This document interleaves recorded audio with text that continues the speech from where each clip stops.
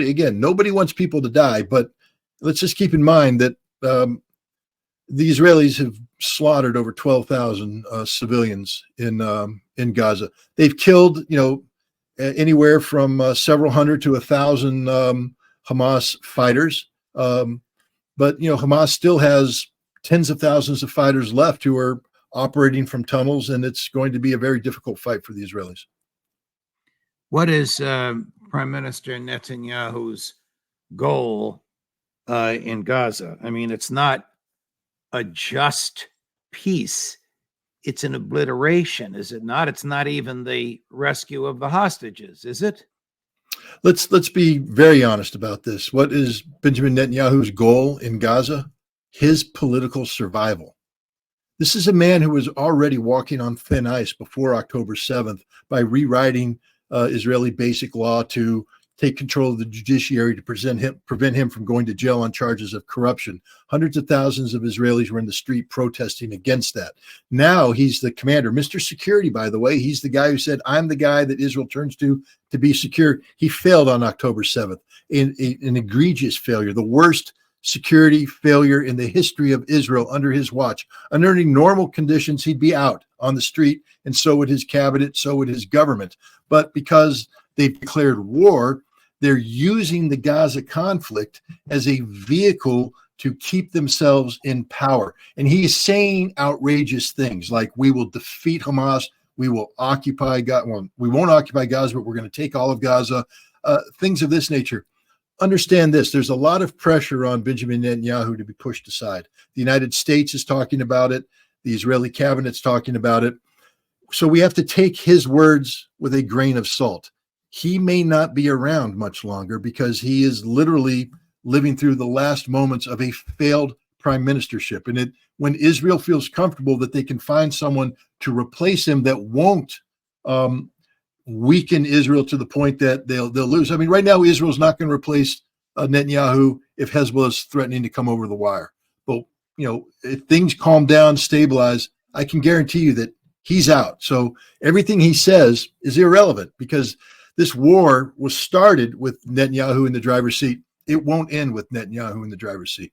Here he is refusing to answer the question about why he won't take responsibility for October 7th. Number 6, Chris. The one thing they want to hear from you is that you take personal responsibility for failing to prevent the October 7th attacks and protecting your people. I know you say the time for that will come after the war.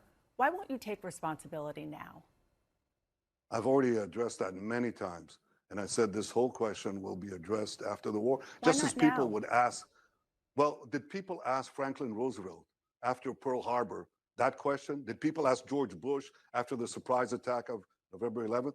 Look, it's a question that needs to be asked. I think And those these questions questions will were be asked. And I've said that one thing that is important is, and I've said we're going to answer all these questions, including me. I'm going to be asked tough questions.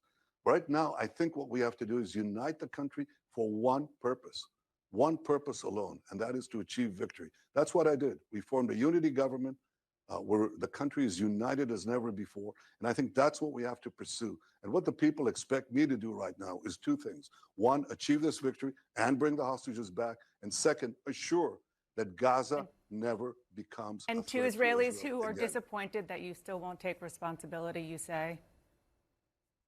Well, I said that I'm going to answer all the questions that are required, including the questions of responsibility. There'll be enough time for that after the war. Let's focus on victory. That's my responsibility now. You think he's thinking, Scott?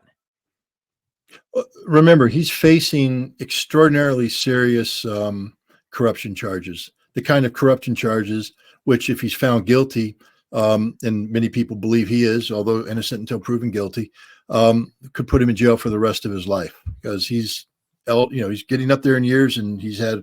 If you take a look at his face, you see he's coming off of heart procedures. He's not a healthy man. He's scared to death, and it's not just about him. His wife is also charged with similar corruption charges.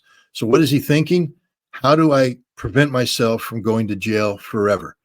That's all he cares about. He doesn't care about Israel.